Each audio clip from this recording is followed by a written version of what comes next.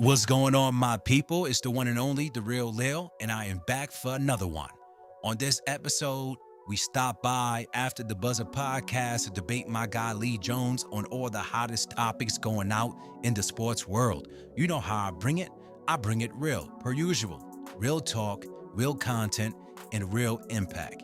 But anyway, I hope you guys enjoy the show. Once again, the real Leel is bringing his talents to After the Buzzer podcast to debate my guy Lee Jones on all the hottest topics going on. Again, make sure you like and subscribe to the channel and support new media. Much the outline how it's gonna go. I brought the wrong book though.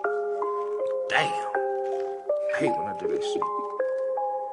NightOutHipHop.com. Yeah.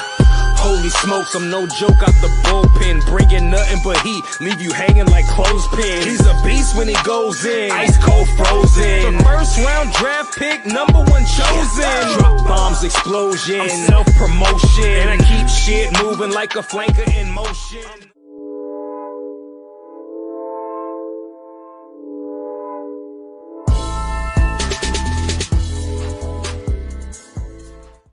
I'm going to skip a topic and then come back to it, but I really wanted to get this in. I want to get the thoughts. Jalen Rose has some interesting comments about salary cap sports and the black athlete. And I want to play those, play that clip. And then, Lil, I want to come to you, and I want you to tell me what your thoughts are about his comments. And now it's a welcome to the league moment for the rookie as she is thrown down. Alyssa Thomas.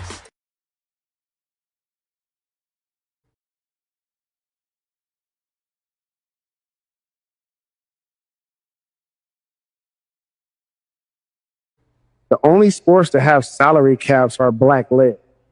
Wow. First off. So that's basketball and football. Those are the only sports with salary caps. Baseball, golf, NASCAR, tennis, you can keep naming it. They do not have a salary. That's the first thing. Holy shit.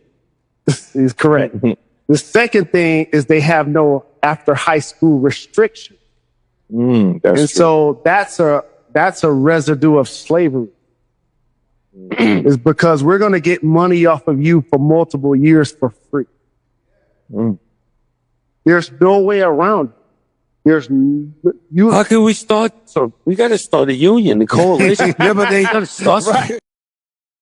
I certainly wanted to get that clip out so that I can get your opinion. What are your thoughts about, Leel, what Jalen Rose said about the salary cap, NIL, revenue producing sports, mainly football and basketball, and it being a residual of slavery? What are your thoughts?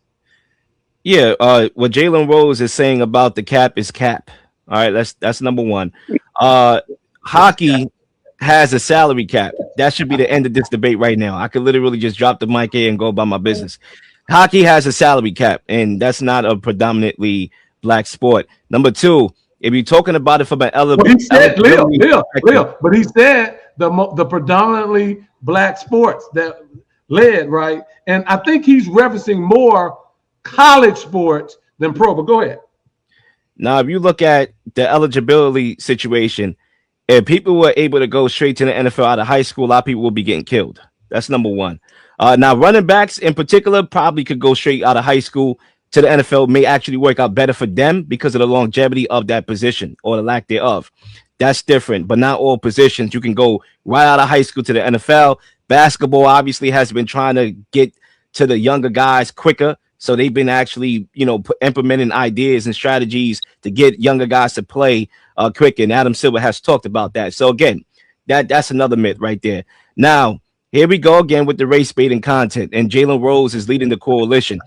The primary reason for a salary cap is for competitive balance, which is why the NFL is the best sport in America. Why? Because it has a hard cap. Thus, smaller teams and smaller market teams has a chance to compete. In fact, in the NFL, the smaller market teams are the ones that's actually winning Super Bowls. Now, you look at the MLB, which has no salary cap, right? I believe they just do the payroll spender thing. The big market teams are constantly winning in the standings. Now, I don't watch a lot of baseball. Obviously, I don't watch none. A lot is an understatement. You have high revenue franchises like the New York Yankees, and I did my homework, valued at $5.8 billion. The Los Angeles Dodgers valued at $7.8, routinely in the playoffs, winning championships with the highest payrolls, especially the Dodgers, recently. Now, this allows them to sign free agents and retain top talent. But again, if you look at every World Series champion since 2015, it's been a big market. The last smaller market team in the MLB to win a World Series is the Kansas City Royals in 2015. Now you go to the NBA, and I'm giving y'all a history lesson. Take notes. The NBA has a soft cap, all right, for years. And they had a small market problem because they had a soft cap, right? And now they had to introduce the second apron so it can make it tougher for teams to retain talent. Hold on, my brother. Hold up. Okay. This is why you don't see a lot of back-to-back championships, because they can't keep the team together because Adam Silver had to, go at parity. Then another thing, Adam Silver just literally came out this week and said he wants the NBA to be more like the NFL. This is your biggest competitor. This is a sport that's been taking over Christmas, situations where you used to dominate, and you saying that you want to be more like them. That's because it's a parity thing. And why it's a parity thing and why the NFL doesn't have that issue? Because they have a hard salary cap, which creates parity, which is why your biggest competitor is idolizing what you're doing. So again, we can sit here and go for the race bait again and control that narrative and have Jadakiss say, oh, wow. Yeah. Cool. But if you actually go from a business standpoint, and again, I told it from a business logical perspective, it makes sense to have a salary cap. Before you go, Ty, let me ask Leel a question, because I love this guy. I love how he Leel, football players and basketball players in college have to go to college. They don't have a choice. They have to go to college. The NFL, you can't go to the NFL until you're 3 years removed from your high school class. In basketball, now you have to be 1 year removed from your high school class. But you can go pro in tennis at 15 years old. Or you could ditch class like Ben Simmons did, then show up for nothing, and then just flunk, get 1 year out of it and then go to the NBA like Ben Simmons did. Golf, you can be professional at golf at 17, 18 years old. The revenue produced. Lee, what's physical about golf? What about golf is physical? What about golf can get you hurt?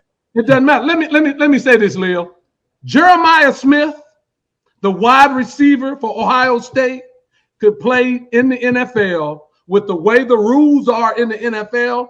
See, when Maurice Corrett tried to do it, it was a different NFL. They practiced 2 times a day.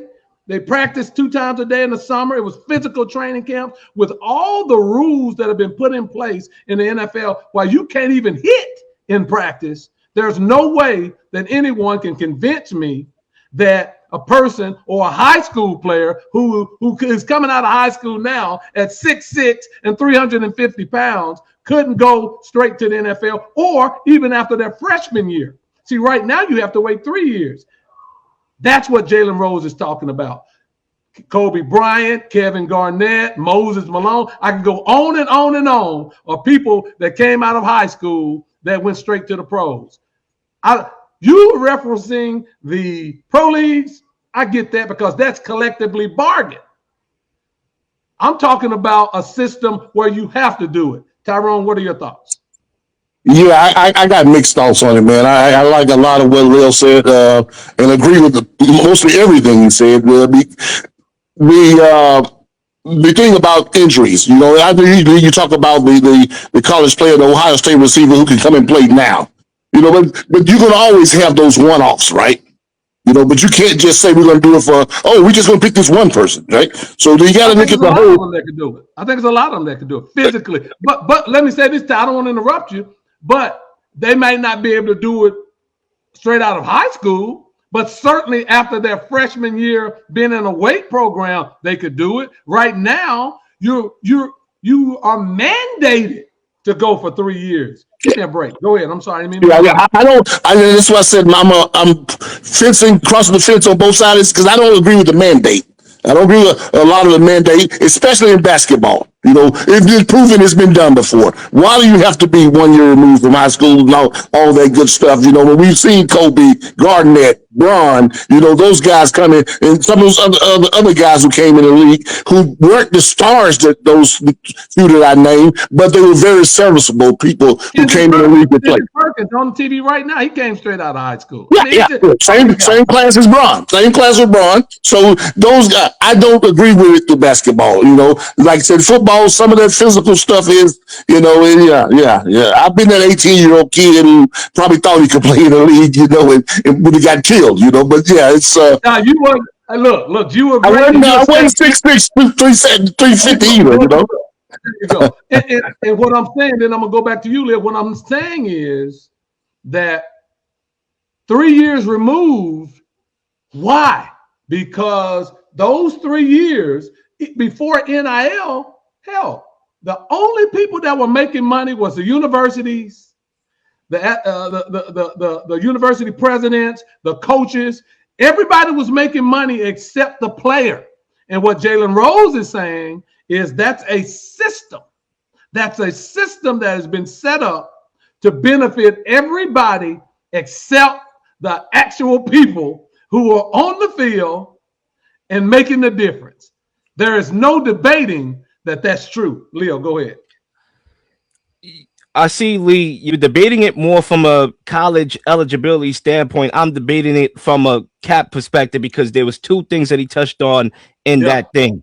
Now, obviously, in regards to the eligibility, I don't agree with it still, even if I'm just looking at it just from that perspective, because, again, football, I don't think you could come straight out of high school and play football. Like Tyrone said, there could be one-offs that exists. I mean, there's an alien in every culture. There's an alien in every, after 1 year though, Leo. Can you leave after 1 year and go play I don't see what's the point of going to college for 1 year. I mean, it just makes sense that it is the way it is. Now, for a running back, that's a little bit different because, again, there's a lot of wear and tear. But for other positions, I do believe, I mean, look at the quarterbacks in the NFL. And I know I'm just hitting at quarterbacks right now, but I just want to make this point.